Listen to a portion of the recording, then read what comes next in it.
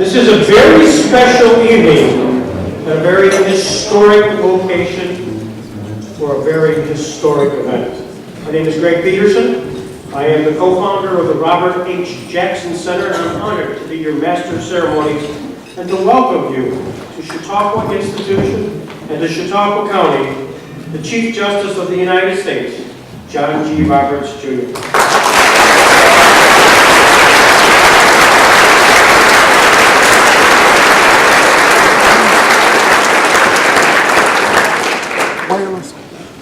You may or may not know this, but the Chief Justice was a history major at Harvard. As indicated, this is an historical evening on many counts. For it was 10 years ago to the day that Chief Justice William H. Rehnquist dedicated the Jamestown facility known as the Robert H. Jackson Center, whose mission is to preserve, promote, and advance the legacy of Justice Jackson through education, exhibitry, and events which emphasize the current relevance of Jackson's ideas on individuals' freedom and justice. We honor that legacy by recognizing its relevance tonight. And we have a lot of history in this room. As you will recall, Justice Jackson was born in 1892 in Warren County, Pennsylvania. He was the only man in the history of the United States to become Solicitor General, Attorney General, and a Justice of the United States Supreme Court, which he became in 1941. Subsequently, in 1945 and 1946, he became the Chief American Prosecutor of the International Military Tribunal at Nuremberg, a position which he deemed to be one of the most gratifying. Tonight, we have in our midst Phil Neal, who was Robert H. Jackson's law clerk during the 1943 and 44 Supreme Court terms. And we welcome Phil and Linda Neal.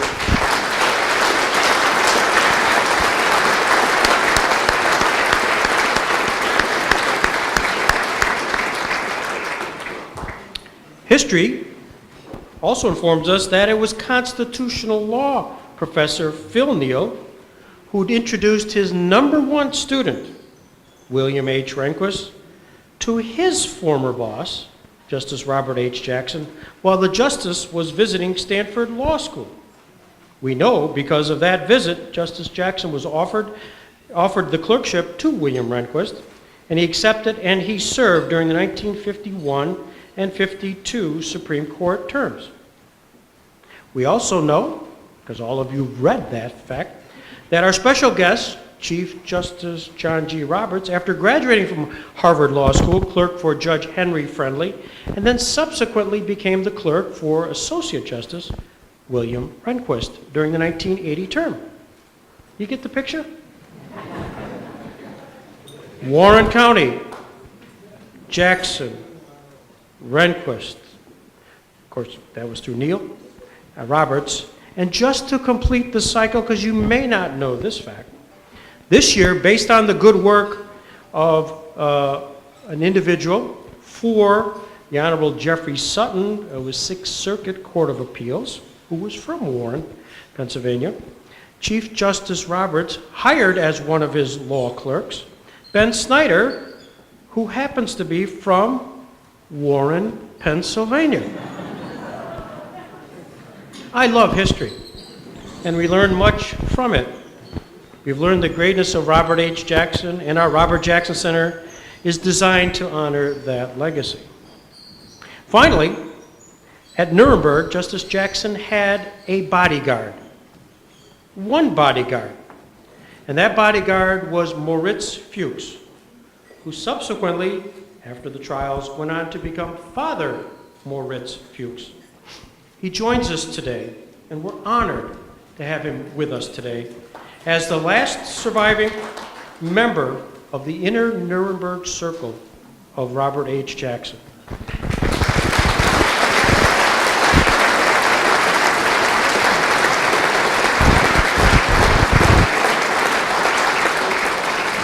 I would like to call up Father Moritz Fuchs to do the invocation. Everybody would please rise.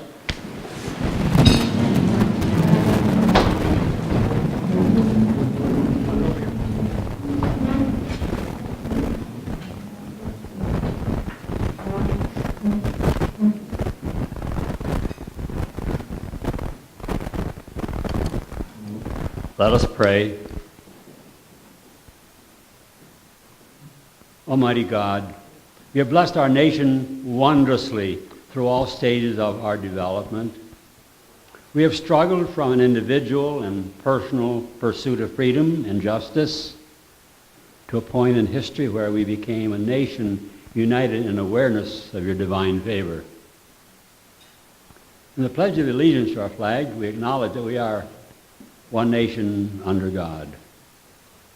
We humbly ask your divine blessing this evening, these days, as now we gather over food and conversation to remember and to honor Robert H. Jackson. We see him as one who worthily promoted and exemplified the noble goals of our American enterprise, seeking true freedom and the development of our deepest longings. As we experience and enjoy these freedoms tonight, renew our association with great memories and friendships. Bless us with an ever deeper appreciation of the blessing it is for us to be Americans, one nation under God. Amen.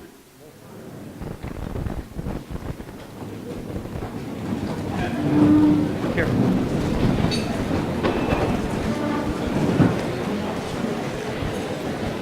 Before we get too comfortable, if you read the piece, there's more to come before you eat. As you know, history is a wonderful thing, and I'd like to call out somebody very special. As your history will tell you, Chief Justice Roberts was born in Buffalo and stayed there until age 8, I believe. But we have in our presence tonight Chief Justice Roberts' godfather, Tom DePasquale. And Tom, if you could stand, and we'd like to welcome you.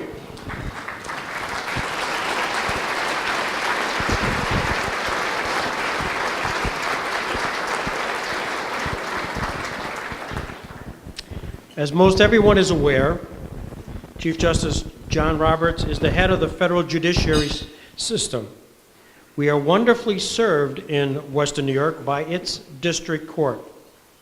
At this time, I'd like to call up the Chief Judge of the U.S. District Court for the Western District of New York, Chief Judge William Skretny, to provide welcoming remarks. And as he comes forward, Chief Judge, I also would like everybody to know that he was the driving force behind the process of naming the new federal district courthouse in Buffalo after Robert H. Jackson. And for that, we are eternally grateful. Chief Judge Skretny.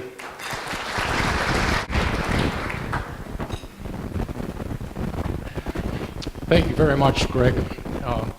Before I begin my short remarks, ladies and gentlemen, I think we all owe a special acknowledgement to Greg Peterson for having the foresight to invite the Chief Justice Roberts to this event, and he did that 7 years ago. And the Chief Justice's visit would not have happened without Greg's forward thinking. Greg, we can't thank you enough for what you've done. Thank you.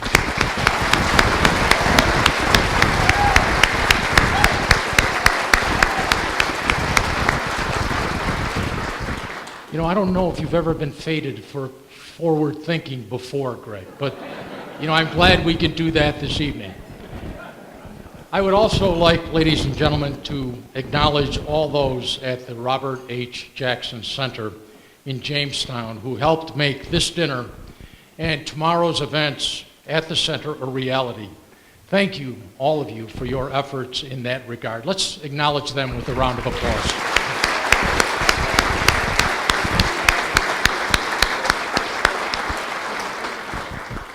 And I want to, this evening, especially thank all of you for coming. It truly is my pleasure to welcome you to this beautiful and historic Athenaeum Hotel, which is, of course, nested inside the unparalleled Chautauqua institution. Aesthetically charming and intellectually invigorating, this venerable institution has hosted presidents from Ulysses S. Grant Bill Clinton, and will this summer host our distinguished and honored guests, colleague, Associate Justice Ruth Bader Ginsburg, and we're looking forward to that. And what's more, Justice Jackson, whose connection to Chief Justice Roberts we celebrate tonight, frequented this institution as a boy. And later, Justice Jackson was beside President Franklin Roosevelt when he delivered his famous I Hate War speech at the Chautauqua Amphitheater, I think in 1936. And later still, Justice Jackson addressed the crowds himself as a speaker. Plain and simple, there is no better venue for this evening's proceeding than right here at the Athenaeum. My somewhat enviable task this evening is to welcome Chief Justice Roberts to Chautauqua. But in doing so, I would also like to welcome the Chief Justice's erstwhile former partner at Hogan Lovells and one of the best appellate lawyers in the country, E. Barrett Prettyman, Jr. Mr. Prettyman, would you be acknowledged, please?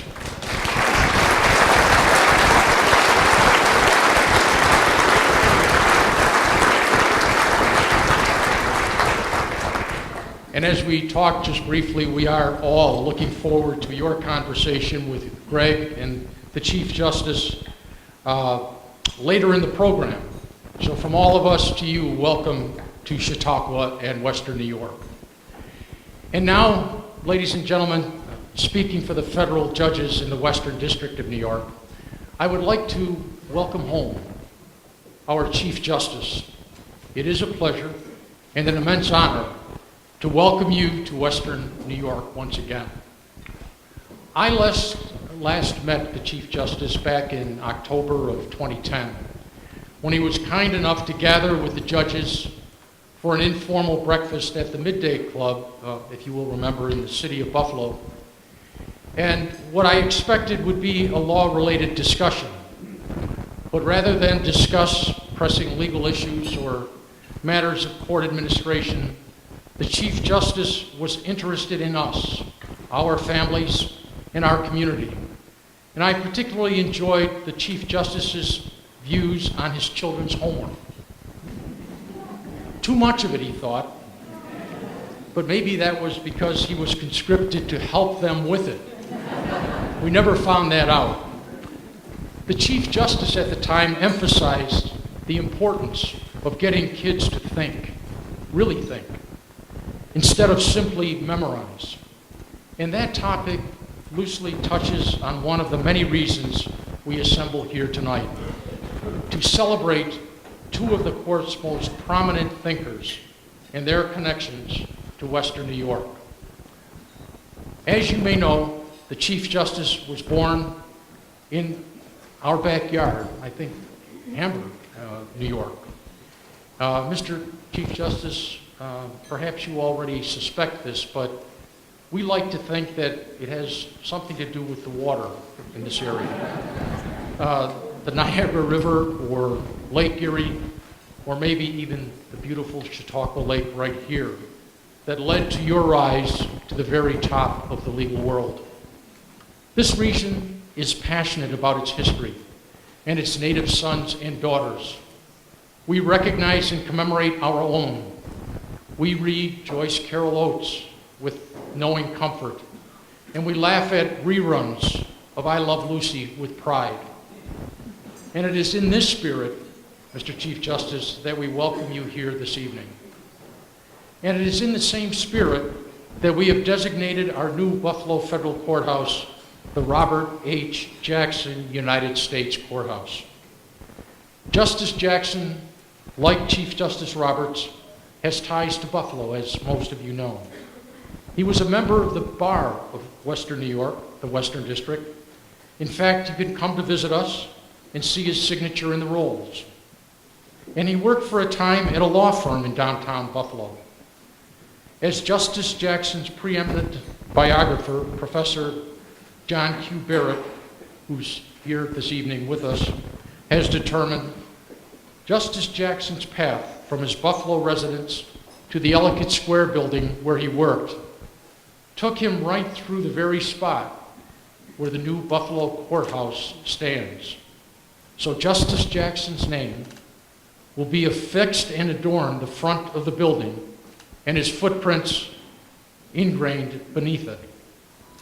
And that is an especially fitting image for tonight, because I know Justice Jackson has left his imprint on Chief Justice Roberts, who has called Justice Jackson one of the best writers the court has ever had, and who has praised Justice Jackson for his discerning and enduring concurrence in the Youngstown Steel case, which today remains the definitive approach to the parameters of presidential power. So tonight, ladies and gentlemen, I will leave you with that thought. A Western New York native and Chief Justice of the United States Supreme Court, emulating another Western New York native and Justice of the Supreme Court. And maybe, just maybe, there is something in the water after all. So with that in mind, I encourage you all to drink up, of course, water, eat heartily, and enjoy what I'm certain will be a fascinating, educating, and captivating evening for all. Thank you very much. I have the fun job. Welcome. I'm Dave Crane, the chairman of the board of the Robert H. Jackson Center. On behalf of the board of directors, most of which are here this evening, welcome. It is an absolute pleasure and delight to see so many friends, so many colleagues, so many supporters of an idea, and that is the rule of law is more powerful than the rule of the gun. If you're able, please stand.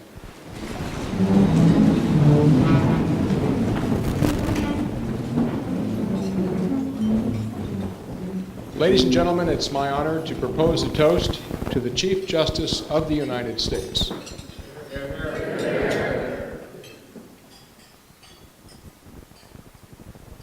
Bon appetit.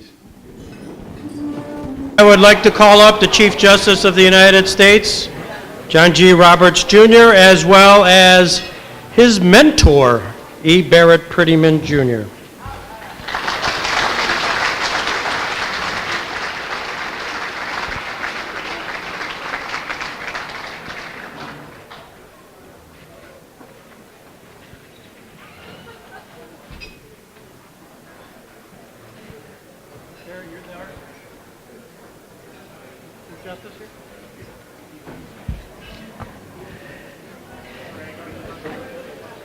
Yeah, they're going to, Joe's right behind you. All right, folks, this is going to be fun for me. I hope for them. It says, life as a private practitioner, conversation with Chief Justice John G. Roberts, Jr. and E. Barrett Prettyman, Jr., who, by the way, is the honorary chairperson of this entire event. So, to Barrett Prettyman.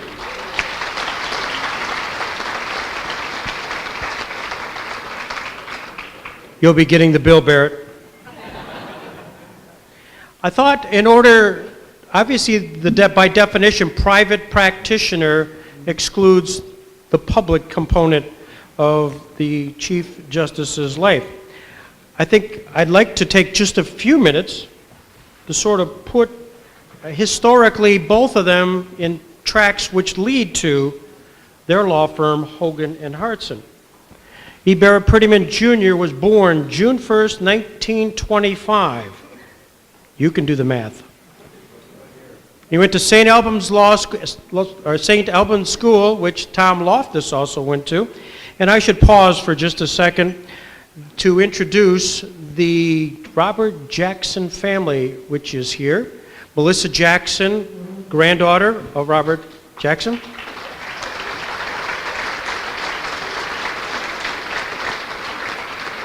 Thomas Loftus, the grandson. Tom.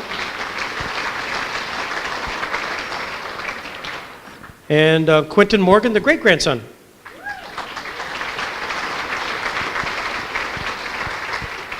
Continuing on the biography, in 1943-45, Barrett was involved in World War II in the 84th Division, 9th Army, and saw combat in Germany. 1945 to 49, he got his BA from Yale University. He then went on to become that which he really thought he would do, be a reporter, and the Providence Journal. And at some point you can read all about what ultimately happened to him and as he went underground.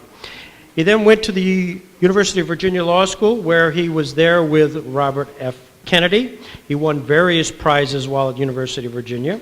He was a law clerk to, count them, 3, Justice Robert H. Jackson, Justice Felix Frankfurter, and Justice John M. Harlan, which puts him in a class of 1 individuals who actually clerked for 3 justices of the Supreme Court.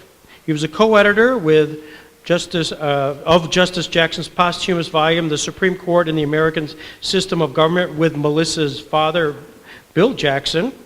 And then he became an associate in the law firm of Hogan, now known as Hogan Lovells, then was Hogan and Hartson in Washington. And in 1955, just a little bit beyond the Hogan piece, he was in charge of the transportation for the exchange of $53 million worth of goods for 1,113 Bay of Pigs prisoners, including negotiations with Castro. So if you remember, right after the Bay of Pigs, there were a lot of Cuban Americans stuck in Cuba. It was him, Barrett Prettyman, who actually went down and smoked cigars with Fidel Castro. Tough job, but he got it done. He then subsequently was a special assistant to the Attorney General of the United States, as well as a special assistant to the White House and the President's representative of the Interagency Committee on Transport Mergers. And plus, along the way, had time to represent some folks as Truman Capote, Catherine Ann Porter, John Lennon, et al. It just goes on and on and on. We'll never get done if we don't put your resume aside. Chief Justice Roberts, born a few years later, 1955, as we know, in Buffalo, New York. He graduated first in his high school class. He also then graduated from Harvard College, summa cum laude. I've been asked by my partner to point out the fact, Alan Bozer, that he was 1 year behind you. He also was a history major in Harvard, and I don't know if he was summa cum laude, but he said he was a history major, Byzantine history. So Alan Bozer really wanted some attention with the, plus he offered me $100 if I could put into the same sentence Chief Justice John Roberts and Alan Bozer. So.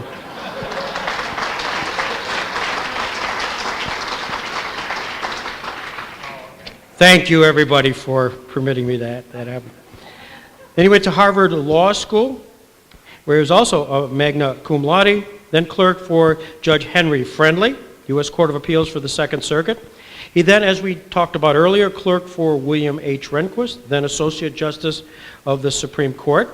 1981, he became Special Assistant to the U.S. Attorney General. 1982, became Associate Counsel to the President, the White House Counsel's Office. And then in 1986, joined the Washington law firm of Hogan and Hartson, where we will begin our conversation. Also, I did miss one little point that at Harvard, Yo-Yo Ma was in your class. What did he play then?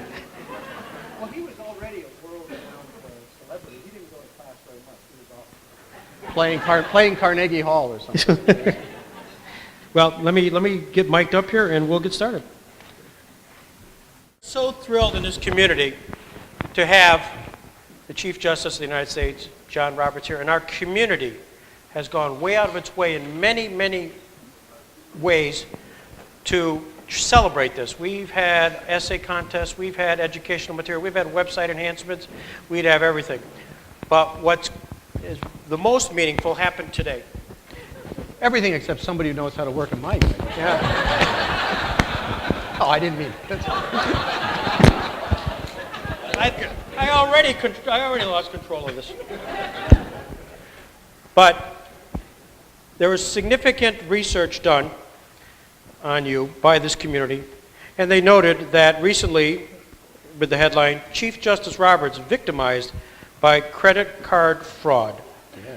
Supreme Court Justice recently learned that someone obtained the information to one of his credit cards. How did they find this out?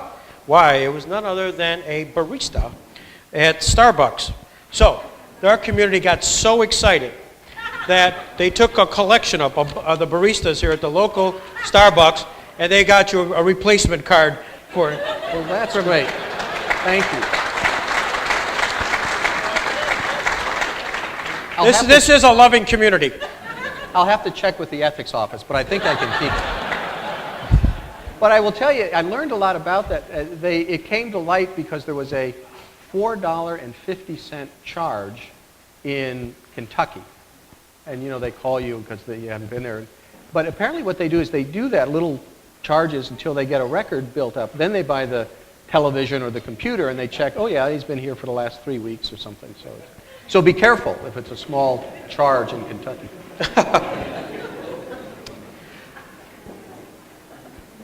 The folks at Hogan and Hart Center were very excited about noting that this was happening because here they have two of the most distinguished alums from the law firm, with Barrett Prettyman and you, Mr. Chief Justice, and they sent me some stuff.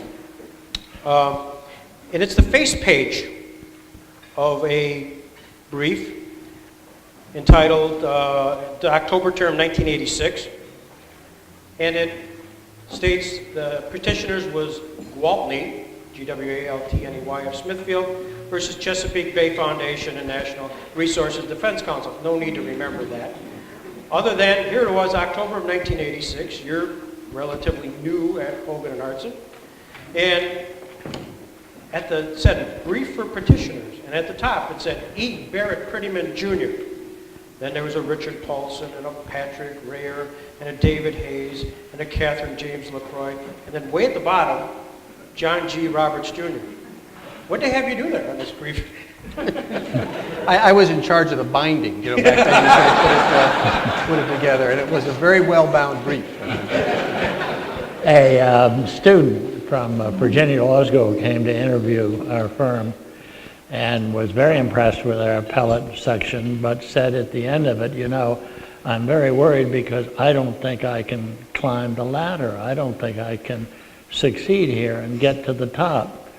And I reached out and I pulled out one of these briefs that just been referred to, and I showed it to her and I said, don't worry, you can climb to the top.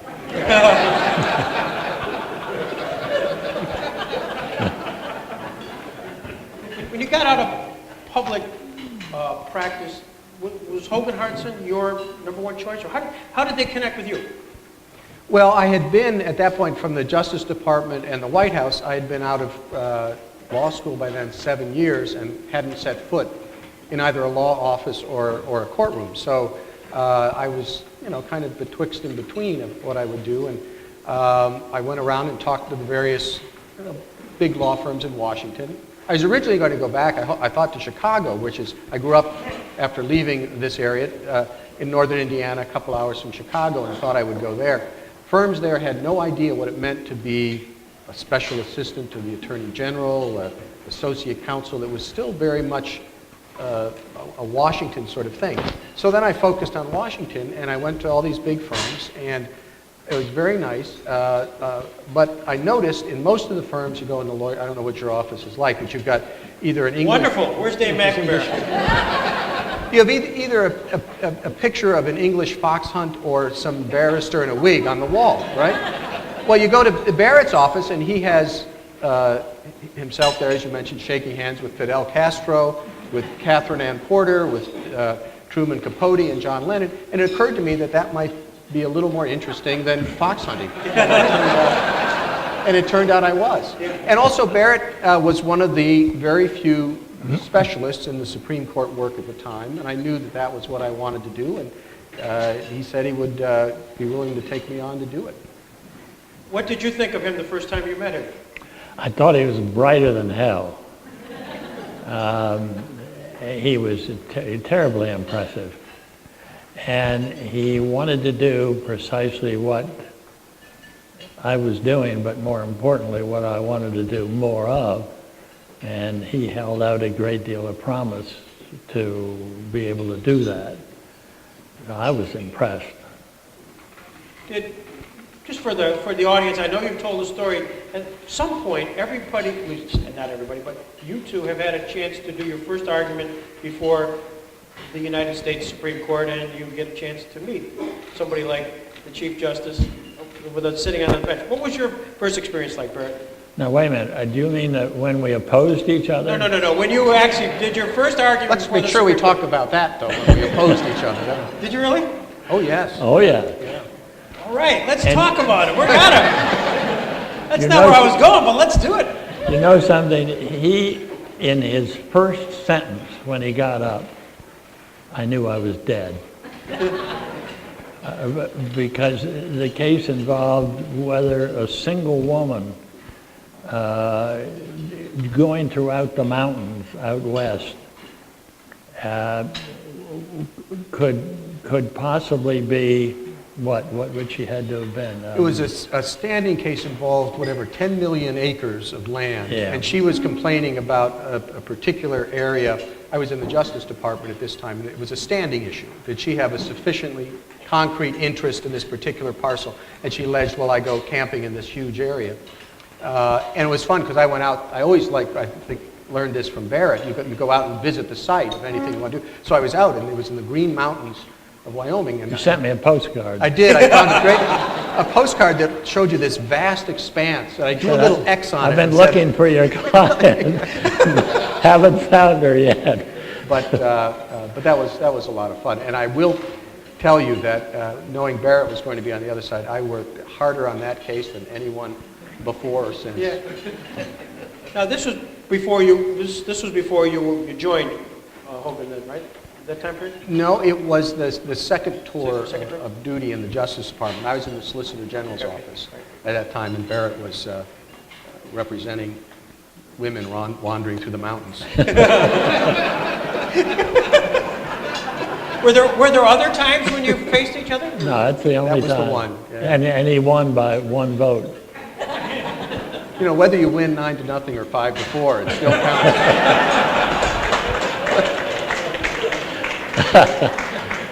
Okay. Yeah, five is a magic number. Barrett, though, I know you told the story, and I think it's you could share your first experience going before the Supreme Court. Just your first time. Nervous as all get out. How'd you feel? I was petrified. And I started to give my argument, and I heard a noise. And I looked around the courtroom trying to figure out who was making the noise, and I finally figured out it was Justice White, who was talking. His mouth was moving like a guppy, and I thought, he's asking me a question. And I wonder what it is. Well, Justice White is a very tough questioner, and normally if he got you in a situation like this, he'd tear your throat apart. But this time, he noticed that I was having some difficulty, and so he stopped. And I answered his question. No idea what it was. And he looked at me as if I had gone wacko, and instead of grabbing me by the throat, he just kind of smiled and leaned back and let it go. So that's how I got through my first argument. And this is part of your mentoring? I just want to know what you learned when you joined in 1986. Well, it's very funny you mention that because, in fact, one experience that I had was somewhat similar because Barrett had told me, if you've been to the court and seen arguments lately, you know how active they are. And you will often have one justice ask you a question, and then before you can answer, another one will jump in, and it's kind of hard to figure out what to do. So I asked him what to do, and he said, well, what you should do is always answer the one that asked you the question most recently.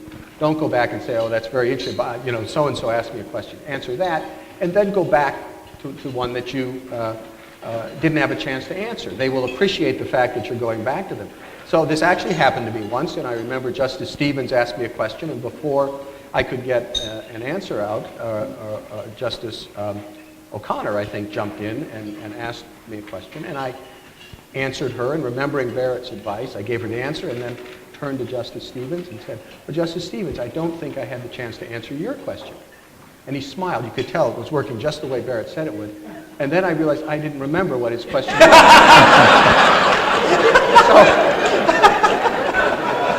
So like Barrett, I just said something, you know, and his smile, he just sort of got this quizzical look on his face, like maybe he was thinking, did I ask that or not? Now, Barry, you actually had 19 opportunities to argue before the Supreme Court. And Mr. Chief Justice, you were 39 opportunities. Who's counting? But, Yeah. well, it was easier for me to get numbers because I did work in the Solicitor General's office where you had a regular opportunity to go before the court. Was there a time when you actually took the lead and he was your kind of there to observe or watch? No. No? No. Did you guys do mock? Clients are funny that way. They, they very much wanted Barrett to handle their case. He was a renowned figure. I don't want to get too off topic, but there's been this tremendous change in the profession at the Supreme Court over the last 30 years. When Barrett was starting out, it was extremely unusual for somebody to have a Supreme Court practice, that's what they would do. He was one of the few people who would argue on a more or less regular basis. It's quite common now, partly because of trailblazers like Barrett that said you could have a specialty in appellate practice. Now, it's an unusual case where we have counsel who haven't argued many times before the court. It was quite rare when Barrett was starting out. So the clients naturally wanted him, quite apart from his ability, but he was the only one really in the country with that kind of an established practice. And I was just delighted to have the opportunity to learn by carrying his briefcase around. Well, not only you carried his briefcase around, but I read where you actually joined them for lunch frequently at Hogan and Hartson, and where the icons would sit and you would join them. Did you feel a little initially intimidated when you sat down with Barrett and J. William Fulbright? No. They seemed very welcoming. And Never intimidated by me. It was a fascinating institution. It was, ended up being a group of about, 14 or 15 people. Any 9 or 10 would be there at the same time, and we would eat lunch together at this large round table. And Senator Fulbright and Barrett and Bob Michael, had been the House leader, Republican leader, were there, and it was the best hour of my day. We had one couple of rules: we never talked about work, and the second rule is we never were able to talk about anything we knew anything about. So you wouldn't talk. We would talk about movies, current events, politics, anything else. The people were very lively, and it was fun. And it's something that can't happen today, because we would debate. We would stay over lunch late and go for another half hour debating over a fact, like what was the best movie in 1962. Nowadays, of course, you pull out a thing from your pocket and say, it was Dr. Zhivago or whatever, which takes all the fun out of it. But it was a wonderful experience, and I don't know how Barrett thought, but it helped develop your lawyerly skills of being able to engage and debate. There was a lot of debating. People felt strongly about some of the issues we discussed, but there was never a voice raised in anger. I did it every day I could when I was there, and it was fun. Well, because of your involvement in talking about movies, Barrett Prettyman fashioned himself as one of the great movie critics of all time. And why don't you share with this crowd your advice you gave to Justice O'Connor? Well, I noticed time and again that Justice O'Connor and her husband were in the movie lines at various movies that I went to, and so I gathered that they were admirers of movies, and I began suggesting movies that they might see, and became such a practice that Justice O'Connor dubbed me as her movie critic. And finally this went on for quite a period of time until one time I said, I've got a fabulous movie for you to see. You just don't want to miss it because it's really great. And she said, what was it? And I said, Silence of the Lambs. And she saw that movie, and the next time she saw me, she said, that was the worst single movie I have ever seen in my life. You're fired. And she still kids me about it when we appear together. On a serious note, Hogan and Hartson was one of the first significant law firms to have a pro bono department, and I know that you were very much involved in that. Was that something that drew yourself to some of the pro bono work that was done by that? Well, to be honest, it was mostly for the experience.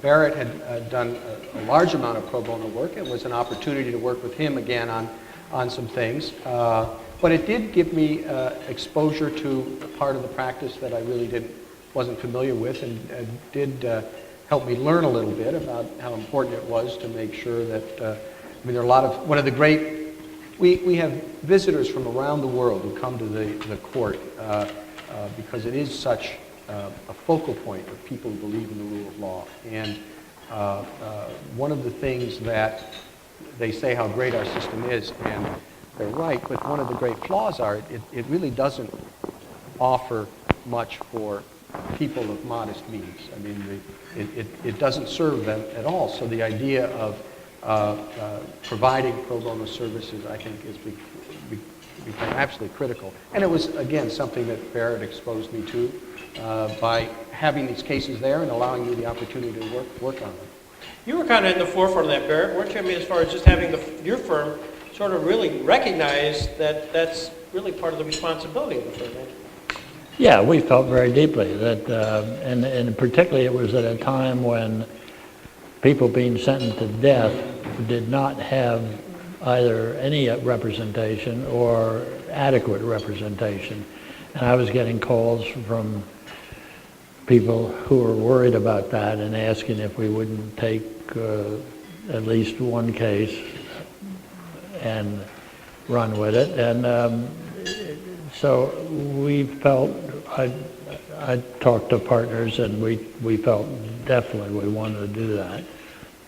There's one fellow now who's alive 34 years later that we took on at that time. You talked about your movie critic career with Justice O'Connor, which is no longer active with her.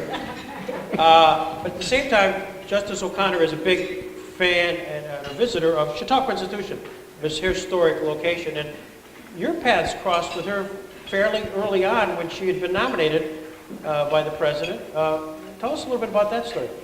Well, it was my very first day, my very first legal full-time job. I was a special assistant to the Attorney General, William French Smith, and I show up at work, and the first thing I have is a sort of stack of books and says, you have to start gathering material to brief Sandra Day O'Connor, who's the nominee for the Supreme Court, to help her get ready for her hearings. It was the very first day. And my job at that time, it's amazing to think how much things have changed. Now, of course, people push a couple of buttons and they come out. It was basically Xeroxing a lot of things. You know, a big stack of books and Xeroxing. So she had a copy of all the big cases in the different areas that she was going to be asked about.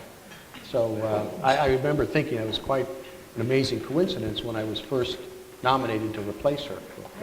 It's the very first day on the job. I thought that. What was she like? I do remember very distinctly. She was, I remember thinking after having met her for an hour that this was such a wonderful choice that President Reagan had made. The one thing that impressed me most, she was very steely. You could tell she was hard. Nobody was going to mess with her. I mean, she was very charming, very gracious, but you knew that that was a person of substance that was going to do just fine. Recently, in preparing for this, Barrett, I read an article that profiled the Chief Justice, and they talked to you, and they quoted you as saying, when we worked together on cases, we hardly ever disagreed about what approach to take, the questions presented, what we'd put in or take out. But I don't agree with hardly anything he's written on the court. Care to elaborate? What was the last? You don't agree with hardly anything he's written on the court. Oh, yeah. Well, we don't talk about that.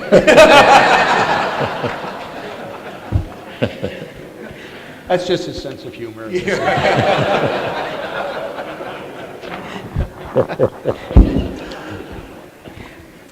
What was your sense?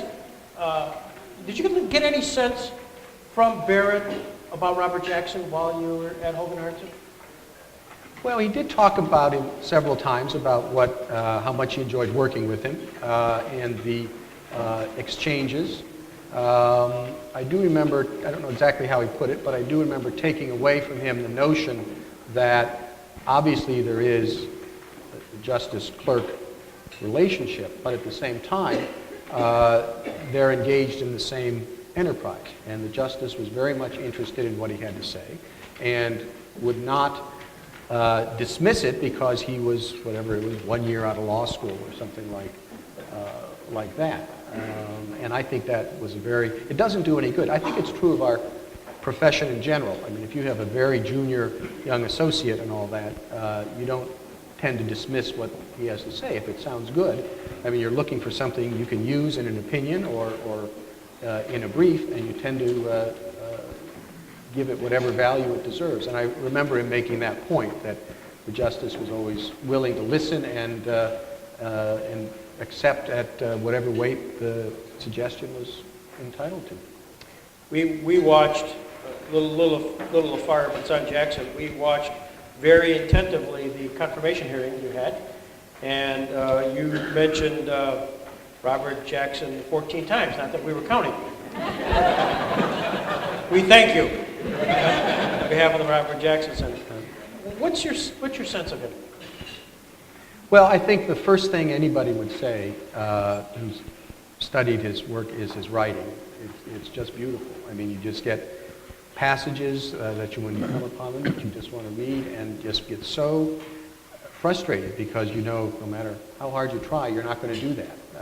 And it's inspiring. It's not just beautifully written, but the language is evocative. It does an enormous amount of work in the analysis. I think of his background. I had the wonderful good fortune to work at the Justice Department and in the Solicitor General's office. He, of course, was the Solicitor General, and then the attorney, I think you mentioned, nobody else has served in those roles. I think of the Youngstown decision, which is it's not just the legal analysis, but what it tells you about the judicial function. I think going into that case, if you asked people familiar with it, I mean, who is your one sure vote on this question of how broad executive power is in wartime?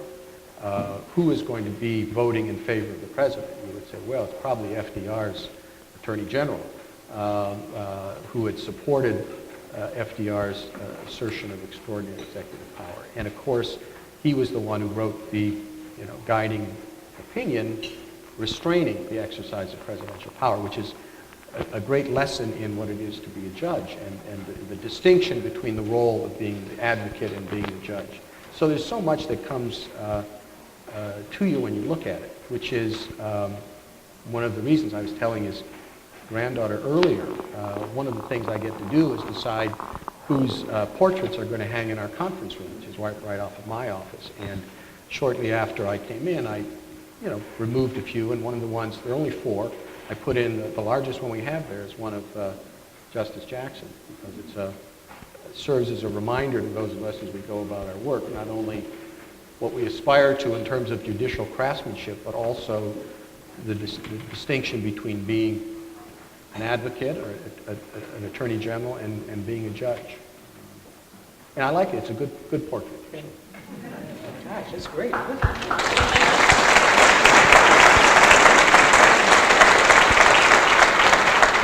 Greg, can I read something? Sure. It's one of my favorite rebuttals that John has made over the years, and he's made some wonderful ones. But this one was just my favorite. Justice Kennedy had suggested during an argument that suppose he X'd out a certain paragraph or sentence in an opinion, and John's response was, Justice Kennedy, it will not be enough to X out that one sentence on page 4A.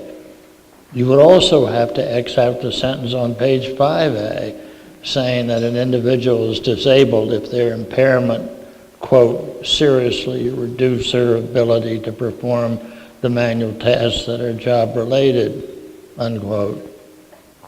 You would also have to X out the other sentence on page 4A that says a plaintiff is disabled if they're limited in performing, quote, manual tasks associated with an assembly line job, end quote.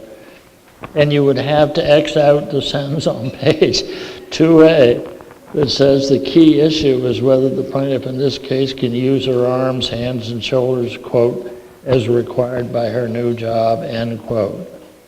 I respectfully submit that by the time you get through Xing out all those sentences, you should go one step further and X out the opinion as a whole, and by holding that it's reversed.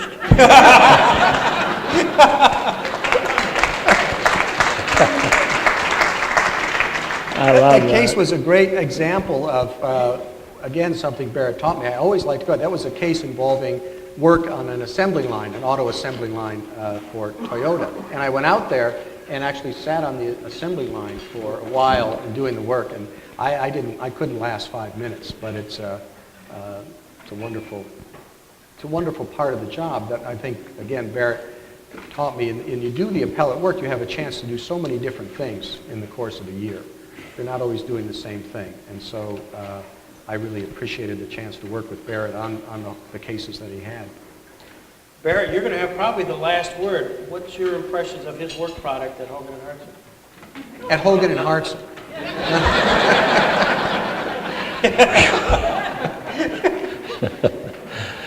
It was fabulous. I was checking the briefs, and we worked on 41 briefs where our names are both on the briefs. And he undoubtedly, he was with us for 13 years and 9 months, and he undoubtedly worked on many, many other briefs, both in the Supreme Court and in the lower courts that I wasn't on. But I feel kind of silly saying this, but I just admire the man so incredibly. He's a man for all seasons. He taught me something when he first came to work, and that is the importance of writing things that judges understand. Judges and justices have told me, and undoubtedly have told him, that they have ignored, or worse, thrown away briefs because they did not understand what the case was about, or they didn't understand what the argument was being presented to them. Now, how are you going to convince somebody to think your way about a case if you can't even understand it? And he taught me to pay very close attention to every sentence and to go back and straighten it out if it isn't clear. And that was just the beginning. When we discussed a case, I was often so surprised that he was right so much of the time, and I would end up agreeing with him such a big percentage of the time. And when you work with somebody like that over a period of years, you come away with a strong impression that he should go up in life to bigger jobs, and he's done it.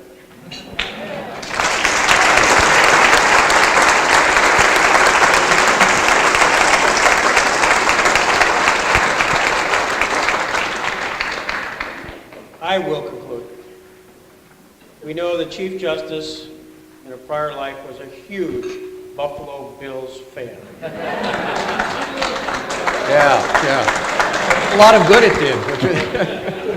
And I conclude on this note with Coach Marv Levy would always say, where would you rather be than right here, right now, with the Chief Justice and Barrett Prettyman? Thank you very much. Thank you.